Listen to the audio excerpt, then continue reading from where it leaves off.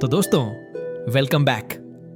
आज की वीडियो सच में दिल छू जाने वाली है, क्योंकि आज हम बात करेंगे उस शिनोबी की कहानी की, जिसकी जिंदगी एक ट्रेजेडी थी, लेकिन उसने उस दर्द को अपनी ताकत बना लिया। जी हाँ, मैं बात कर रहा हूँ काकाशी हाताके की।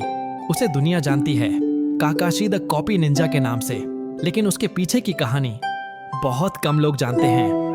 काकाशी का जन्म एक ऐसे परिवार में हुआ था जहां उसका फ्यूचर ब्राइट माना जा रहा था, लेकिन किस्मत को कुछ और मंजूर था।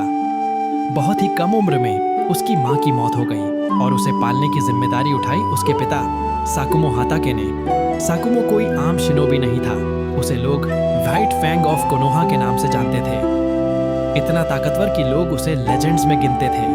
काकाशी अपने पिता को अपना हीरो मानता था। बाप बेटे का एक गहरा रिश्ता था, एक स्ट्रॉन्ग बॉन्ड। लेकिन फिर एक दिन सब कुछ बदल गया। एक मिशन के दौरान साकुमो के सामने थे, या तो मिशन पूरा करे या अपने साथियों की जान बचाए। साकुमो ने अपने साथियों को चुना, लेकिन उस फैसले की भारी कीमत चुकानी पड़ी। मिशन फेल हुआ और कोनोहा को बड़ा नुकसान हुआ। पूरे विलेज ने उसे दोषी ठहराया, यहाँ तक कि वो लोग भी जिनकी जान उसने बचाई थी। उस तिरस्कार और मानसिक दबाव में एक दिन साकुमो ने आत्महत्या कर ली, और यही वो दिन था जब काकाशी टूट गया।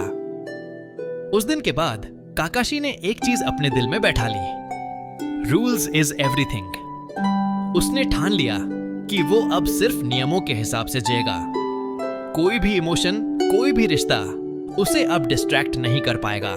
लेकिन अंदर ही अंदर वो अब भी एक टूटा हुआ बच्चा था। जीनियस काकाशी। अपने गम को अपनी ताकत में बदलते हुए काकाशी ने सिर्फ 5 साल की उम्र में गेनिन बन गया। इतना टैलेंटेड कि लोग उसे प्रोडिजी कहने लगे, और फिर उसे टीम मिनाटो में रखा गया। साथ में थे ओबिटो उचिहा और रिनन नोहारा। उनकी ट्रेनिंग होती थी कोनोहा के फ्यूचर होप मिनाटो नमिकाजे के पारे अंडर। 6 साल की उम्र में ही काकाशी ने चुनिन एग्जाम क्लियर किया, माइट गाई जैसे शिनोबी को हराया और बन गया सबसे कम उम्र का जॉनिन।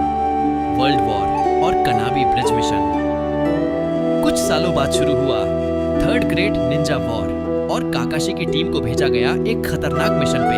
कनाबी ब्रिज डिस्ट्रक्शन मिशन के बीच में रिन को किडनैप कर लिया गया।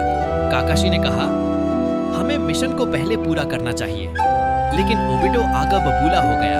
उसने कहा, जो मिशन फेल करे वो गलत हो सकता है, लेकिन जो अपने दोस्तों को छोड़ दे वो तो इंसान कहलाने लायक भी नहीं।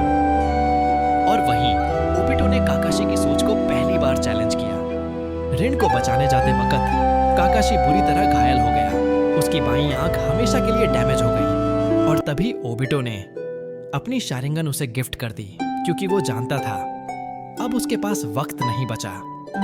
केव गिरने लगी थी और एक बड़ा बोल्डर ओबिटो के ऊपर गिर गया। वो दब गया, उसकी बॉडी क्रश हो चुकी थी। मरते मरते उसने कहा, मेरे पास तुम्हारे लिए गिफ्ट नहीं था, तो मेरी शारिंगन ले लो। काकाशी के लिए ये पल एक और दिल तोड़ देने वाला मोमेंट था। पहले बाप, अब दोस्त।